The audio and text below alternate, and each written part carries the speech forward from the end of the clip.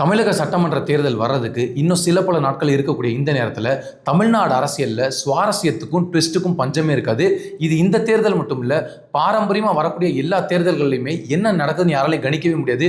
இங்கே இருக்கவங்க அந்த கூட்டணிக்கு போவாங்களா, இல்லை அந்த கூட்டணியில் இருக்கவங்க இங்கே வருவாங்களா, இப்படி ஏகப்பட்ட விஷயங்கள் நடக்கும். அதே போல் கருத்து கணிப்பு அப்படின்ற விஷயம் ஒவ்வொரு தேர்தலுக்கும் முந்தைய கருத்து கணிப்பு, பிந்தைய கருத்து கணிப்பு இப்படி நிறைய எடுப்பாங்க. அப்படி அந்த வகையில் கிட்டத்தட்ட 27 ஆண்டுகளுக்கு மேலாக ஒரு கூட்டம் கருத்து கணிப்பு நடத்திட்டு இருக்காங்க.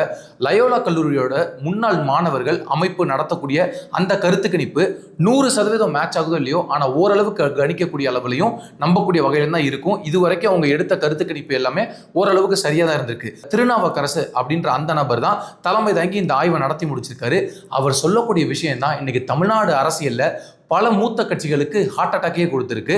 எப்பயுமே ரேஸ் எடப்பாடிக்கும் ஸ்டாலினுக்கும் தான் அப்படின்லாம் யார் பேசிட்டு வந்தாங்களோ, விஜய் வெறும் நடிகர் தான், அவருக்கெல்லாம் இந்த எலெக்ஷன்ல வேலை இல்லை அப்படின்னு பேசிட்டு வந்தாங்களோ, இது ஒட்டுமொத்தத்துக்குமே முற்றுப்புள்ளி வைக்கக்கூடிய அளவுல தான் இந்த கள ஆய்வு சொல்லுது. அடுத்த முதலமைச்சர் யார் அப்படின்னு பார்க்கும்போது எடப்பாடிக்கும் ஸ்டாலினுக்கும் தான் போட்டின்னு பார்த்தா விஜய்க்கும் ஸ்டாலினுக்கும் தான் போட்டி. கிட்டத்தட்ட ரெண்டு பேருமே ஈக்குவல் அதனால சதவீதங்கள் தான் வாங்கியிருக்காங்க மக்கள் மனசுல. குறிப்பாக கிராமப்புறத்திலையும் சரி நகர்ப்புறத்திலையும் சரி எல்லாருமே எதிர்பார்க்கக்கூடிய ஒரு தலைவராக விஜய் இருக்கிறாரு அப்படின்ற அந்த விஷயம் தான் இன்னைக்கு விஜயை யாரெல்லாம் விமர்சனம் பண்றாங்களோ அவங்க எல்லாத்துக்கும் மிகப்பெரிய சம்மட்டி அடியை கொடுத்திருக்கு. இந்த நடிகருக்கு வரக்கூடிய கூட்டம் எல்லாம் ஓட்டா மாறுவாங்க அப்படின்னு சொன்ன எல்லா வாய்க்கும் மிகப்பெரிய வேட்டு வச்சிருக்கு இந்த சர்வே. பொதுவாகவே இந்த கருத்து கணிப்பு அப்படின்றதுல நிறைய பேருக்கு உடன்பாடே இருக்காது. அதுக்கு முக்கிய காரணம் என்ன அப்படின்னா, ஒவ்வொரு ஊடகமும் ஒவ்வொரு கட்சி சார்ந்து இயங்க ஆரம்பிச்சிருச்சு. இவங்க திட்டமிட்டு இந்த கட்சியை மிகப்பெரிய ஒரு வெற்றி தோற்றத்துக்கு காட்டுறது, இன்னொரு கட்சியை தோக்க போற மாதிரி காட்டுறது, இப்படி ஏகப்பட்ட வேலைகளை பண்ணுவாங்க. அதனாலேயே இந்த கருத்து கணிப்பு எல்லாமே கருத்து திணிப்பு அப்படின்னு சொல்லிட்டு எளிதாக கடந்து போயிடுவாங்க. ஆனா ஓரளவுக்கு இந்த கருத்து கணிப்பு அப்படின்றது மக்கள் மனசுல என்ன நிலைப்பாடு இருக்கு அப்படின்றத நம்மளால புரிஞ்சுக்க முடியும். 2011 காலகட்டத்தில் திமுக வேண்டவே வேண்டாம், அம்மா ஜெயலலிதா தான் முதலமைச்சராக வரணும் அப்படின்ற அந்த அலை வீசினதை யாராலையும் மறுக்க முடியாது. அன்னைக்கு எடுத்த எல்லா கருத்து கணிப்புகளும் கூட முக்காவாசி அம்மையார் ஜெயலலிதாவுக்கு தான் சாதகமா இருந்தது. ஒரு சில ஊடகங்கள் மட்டும் ஐயா ஸ்டாலினோ இல்ல ஐயா கலைஞர் அவங்க குடும்பமோ மீண்டும் ஆட்சி அமைப்பாங்க அப்படின்லாம் சொல்லப்பட்டது. ஆனா உறுதியான முறையில அதுக்கு வாய்ப்பே இல்லை அப்படின்றது தெரியும். அதே போல இப்ப இருபெரும் தலைவர்கள் மறைஞ்சதுக்கு அப்புறம் 2021 தேர்தல் எப்படி இருந்ததுன்றதை நம்மளால பார்க்க முடிஞ்சது.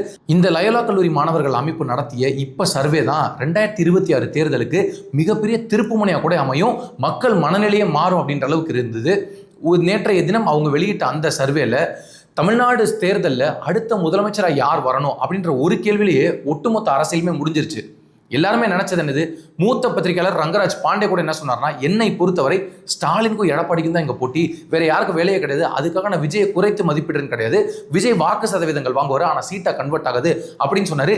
கிட்டத்தட்ட எல்லாரோட மனசும் எப்படி இருந்ததுன்னா, விஜய் இந்த தேர்தலில் கடுமையான ஃபைட் பண்ணி ஒரு நல்ல பொசிஷன் வருவார், ஆனால் 31 அவர் தான் முதலமைச்சர் அப்படின்னு சொன்னாங்க. ஆனால் விஜய் போகக்கூடிய மேடைகளையும் சரி அவரோட கட்சி நிர்வாகிகளும் சரி எல்லாரும் பேசக்கூடிய விஷயம் என்ன இருந்ததுன்னா, 2026 தேர்தலே நாங்கள் முதலமைச்சர் அமருவோம் அப்படின்னு சொன்னாங்க. இதுக்கு முக்கிய காரணமாக பார்க்கப்படுவது திரு ஆதவ அர்ஜுனா அவருடைய டீம் தான். பல சர்வேக்கள் ரகசியமாக எடுத்துகிட்டே இருந்தாங்க. ஒவ்வொரு முறையுமே திரு விஜய் அவர்களுக்கு மைலேஜ் கூட்டிகிட்டே தான் போயிருந்திருக்கு. குறிப்பாக இந்த கரூர் மேட்டருக்கு அப்புறம் தான் திரு விஜய் அவர்களுக்கு மக்கள் மேலே மிகப்பெரிய அலை வந்திருக்கு. மக்கள் மத்தியில் விஜய் தான் அடுத்த முதலமைச்சராக வரணும்னு எல்லாருமே காத்துட்டு இருக்காங்க அப்படின்னு அவர் சொன்னார். நமக்கு கூட என்ன தோணுச்சுன்னா, சரி ஆதவ அர்ஜுனா கட்சியில் முக்கிய பொறுப்பில் இருக்காரு, அதனால அந்த கட்சிக்கு அவர் அப்படி தான் பேசணும், தொண்டர்களை பூஸ்ட் பண்ணுறதுக்காக அப்படி பேசுகிறாருன்னு நினச்சோம். ஆனால் உண்மையிலேயே லயோலா கல்லூரி முன்னாள் மாணவர்கள் நடத்திய இந்த சர்வே எல்லாருக்குமே மிகப்பெரிய ஷாக்கிங்காக தான் இருக்குது. அவரே சொல்கிறாரு, நான் எதிர்பார்க்கலைங்க, அடுத்த முதலமைச்சர் யார் அப்படின்னு நம்ம சர்வே எடுக்கும்போது எனக்கு உண்மையிலே மிகப்பெரிய கன்ஃபியூஷனாக இருந்துச்சு. யாரை கேட்டாலும் ஒரே பேரை தான் சொல்கிறாங்க, திரு ஸ்டாலினா விஜய் அப்படின்னு பார்க்கும்போது ரெண்டு பேருமே ஈக்குவல் ட்ரெஸ்ல தான் இருக்காங்க. எடப்பாடி லிஸ்ட்லேயே இல்லை, ஒரு 3வது இடத்துக்கு தள்ளப்பட்டுட்டாரு. இது உண்மையிலேயே எனக்கே ரொம்ப அலாமிங்காக இருந்தது.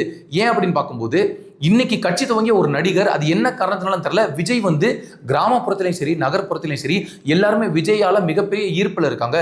விஜய் அடுத்த முதலமைச்சர் வரணும்னு சொல்லி 24% மக்கள் விஜய் ஆதரிக்கிறாங்க, 25% மக்கள் ஸ்டாலினை வரணும்னு எதிர்பார்க்கிறாங்க அப்படின்னு சொன்னாரு. இந்த 1% தேர்தலுக்கு முதல் நாள் வரைக்கும் எப்படி வேணாலும் இம்பாக்ட் ஆகலாம். இதுக்கப்புறம் விஜய் அவர்கள் பிரச்சாரம் போகணும், பிரச்சாரம் போய் திமுகவுக்கு எதிராக அவர் என்ன மாதிரியான கருத்துக்கள் முன்வைக்க போறாரு, எவ்வளவு அடக்குமுறைகள் தனக்கு ஏற்பட்டுச்சு, மக்களுக்கு ஏகப்பட்ட பிரச்சனைகள் என்னென்ன நடந்துச்சு, இது எல்லாத்தையும் போற கூட்டம் எல்லாத்திலுமே விஜய் கடுமையாக அட்டாக் பண்றாரு டிஎம்கேவை. இனி வரக்கூடிய இந்த தேர்தல் பிரச்சாரத்திலுமே திமுகவுக்கு எதிரான கடுமையான வாதங்கள் எல்லாத்தையும் முன்வைக்கும் போது அது எந்த அளவுக்கு ஓட்டா மாறும் அப்படின்றது இருக்கு. இதுல ரொம்ப வேடிக்கையான விஷயம் என்ன இருக்குன்னா, பல பத்திரிகையாளர்கள் பல கட்சி சார்ந்தவர்கள், இவங்க எல்லாருமே ஒரே கட்சி சார்ந்தவங்க தான். இவங்க எல்லாரும் திமுகவின் அடிமைகள் இருப்பாங்க.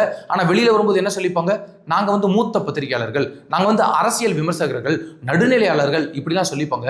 ஆனா உண்மையிலேயே யாரெல்லாம் வந்து எங்க ஒரு நடிகரை பக்கம் கூட்டம் போகதாங்க செய்யும், அந்த கூட்டம் ஓட்டா மாறுமா அப்படின்னு கேட்ட கேள்விக்கு தான் இந்த சர்வேக்கான பதில் இருக்கு.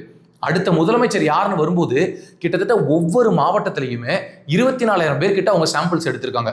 நீங்க யாருக்கு வாக்கு செலுத்துவீங்க, யாருக்கு வாக்கு செலுத்துவீங்க, அதுல 80% மக்கள் வந்து விஜய் தான் தேர்வு செய்யறாங்க அப்படின்னு சொல்லப்படுது. இப்போ இது வந்து திமுகவுக்கு மிகப்பெரிய பாதிப்பை கொடுக்குறாங்க கேட்டா ஆமாம்.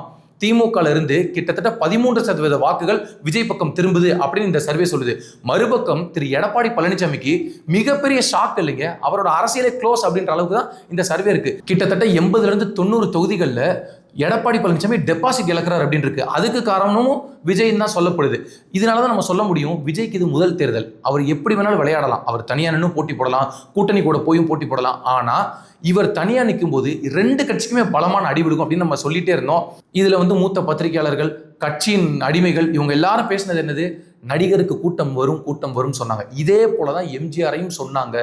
எம்ஜிஆரையும் இதே போல கூத்தாடிக்கு கூட்டம் சேரும், ஆனா ஓட்டு வராது அப்படின்னு சொன்னாங்க. ஆனா எல்லாத்தையும் உடச்சு எரிஞ்சிட்டு தன்னிச்சையா ஆட்சி அமைச்சாரு. எந்த விதமான எதிர்பார்ப்பும் இல்லாம. மைனாரிட்டி கவர்மெண்ட்லாம் கிடையாது, மெஜாரிட்டி கவர்மெண்ட். அந்த அளவுக்கு வசீகர தன்மை இருந்தது.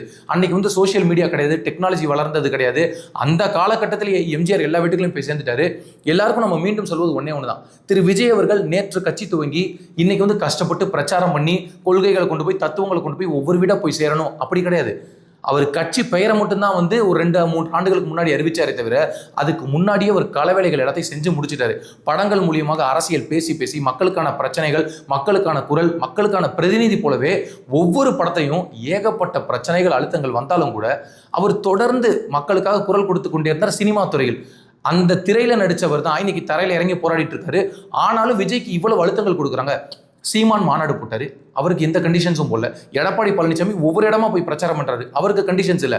ஆனா விஜய் எங்கெல்லாம் போய் 5000 பேருக்கு முன்னிலையில பேச போறாரு அப்படின்னாலும் கூட 40 கண்டிஷன், 60 கண்டிஷன், 80 கண்டிஷன்ஸ் போடுறாங்க. ஏன்? பயம். இனிமேல் அது நடக்குமா? நடக்காது. ஏன் அப்படின்னா கோட் ஆஃப் கண்டக்ட் வந்துருச்சு. இதுக்கப்புறம் விஜய்க்கு வந்துட்டு நம்ம எஸ்ஓபி போடுறோம், நம்ம தடுத்து நிறுத்திடும் அப்படின்னு எதுவுமே பண்ண முடியாது. தேர்தல் நேரங்களில், தேர்தல் பிரச்சார நேரங்களில் இது எந்த அளவுக்கு எதிரொலிக்கும் அப்படின்றத திமுக அரசு உணரவே இல்லை. விஜயை பார்த்து இந்த அளவுக்கு அச்சம் இருக்கிற காரணத்தினால தான் இவங்க தவறான மூவ்ஸ் எல்லாமே எடுத்துட்டு இருந்தாங்க. அதன் வெளிப்பாடு இந்த சர்வே சொல்லுது. உடனே இப்போ இந்த கருத்து கணிப்பு எல்லாத்தையும் நம்ம ஏற்றுக்கொள்றோமா? அப்போ விஜய்க்கு எதிராக வந்து தான் நீங்க ஏற்றிருப்பீங்கன்னு கேட்டா, விஜய்க்கு எதிராக தான் பல பேர் போடுறாங்கல்ல. ஆனா எனக்கு ஒட்டுமொத்த ஊடகத்தில் இதுவரைக்கும் இந்த சர்வே எல்லாத்தையும் எடுத்து பார்த்தா உறுதியான முறையில் விஜய் 20% வாக்குகளை தாண்டிட்டாரு அப்படின்றத எல்லா ஊடகமும் ஒத்துக்குச்சு. விஜயை சப்போர்ட்டே பண்ணாத சத்தியம் டிவி சொல்லுது 20% வாக்கு முதலமைச்சர் வேட்பாளர் அப்படின்னு அவர் பெற்றிருக்காரு. 20% மக்கள் ஆதரவு இருக்கு. ஐயா ஸ்டாலினுக்கு எவ்வளவு இருக்குன்னு சொல்றாங்கன்னா 30% சொல்றாங்க. அப்ப சத்தியம் டிவி அந்த அளவுக்கு சொல்லும் போது இன்னைக்கு இந்த லயோலா மாணவர்கள் எடுத்தது உண்மையிலே பாராட்டக்கூடிய வேண்டிய ஒரு விஷயம்.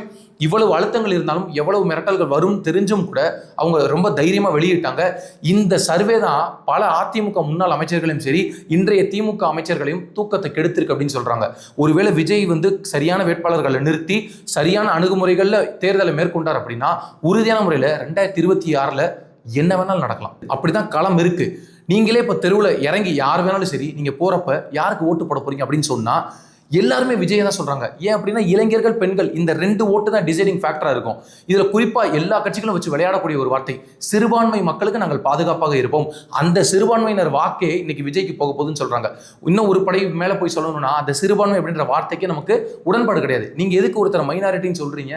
அவங்க சிறுபான்மையே கிடையாது, நம்ம கூட வாழக்கூடிய ஒரு மக்கள். அந்த கூட்டம் கூட, அந்த மக்கள் கூட விஜய்க்கு ஆதரவான நிலைப்பாடை இன்னைக்கு எடுத்துட்டாங்க அப்படின்னு இந்த சர்வே சொல்லுது.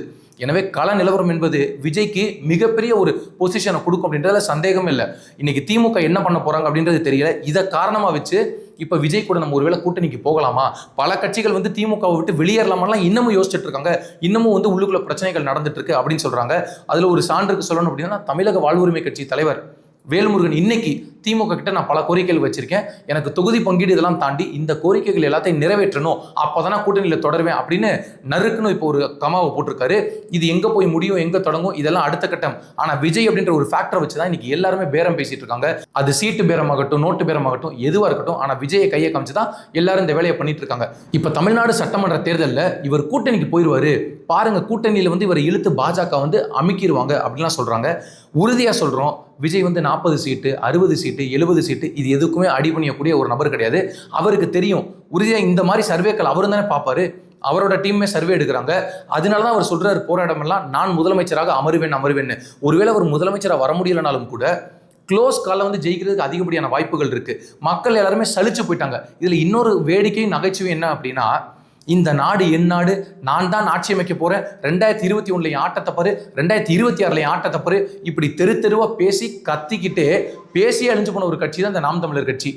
கலைஞரை சொல்லுவாங்க எல்லாருமே, பேசி பேசிய கட்சியை வளர்த்தாரு, அண்ணா பேசி பேசிய கட்சியை வளர்த்தாரு அப்படின்னு. ஆனா பேசி பேசிய ஒரு கட்சியை அழிச்சாங்க அப்படின்னா அது 2 பேர் தான். ஒன்னு சீமான், இன்னொன்னு சாட்டை துரைமுருகன். இவங்க 2 பேரும் பேசி பேசி இன்னைக்கு நாம் தமிழர் வாக்கு சதவீதம் இந்த சர்வேல எவ்வளவு இருக்கு அப்படின்னா 6% இருக்கு. 8% இருந்த ஒரு கட்சி இன்னைக்கு 6% வருது. ஒருவேளை இந்த கணிப்பு வந்து தவறா இருக்கும் பட்சத்துல 8% பெறுவாரா இல்ல 10% பெறுவாரா? ஆனா அதை தாண்டறதுக்கு வாய்ப்பே இல்லை. உண்மையிலே இதோட நாம் தமிழர் கட்சிக்குமே மிகப்பெரிய ஒரு பாடமாக இந்த கள நிலவரம் அமையும். 2026 தேர்தல் முடிவுகளும் சொல்லும். விஜயை இனிமேல் வந்து வெறும் நடிகர் தான், இந்த கூட்டம் ஓட்டா மாறாது இப்படிலாம் சொல்ற வாதத்தை பின்தள்ளிட்டு உண்மையிலேயே விஜயோட பலம் என்ன, அவர் எந்த பொசிஷனை போய் நிக்க போறார் அப்படின்றத இங்க இருக்கக்கூடிய விமர்சனம் பண்ணக்கூடிய எல்லா நபர்களும் வேடிக்கை தான் பார்க்க போறாங்க. 2026 தேர்தல் மிகப்பெரிய வரலாறாக தமிழக வெற்றி கழகத்திற்கும் சரி தமிழ்நாடு மக்களுக்கும் அமையும் என்பதில் எந்த சந்தேகமும் இல்லை.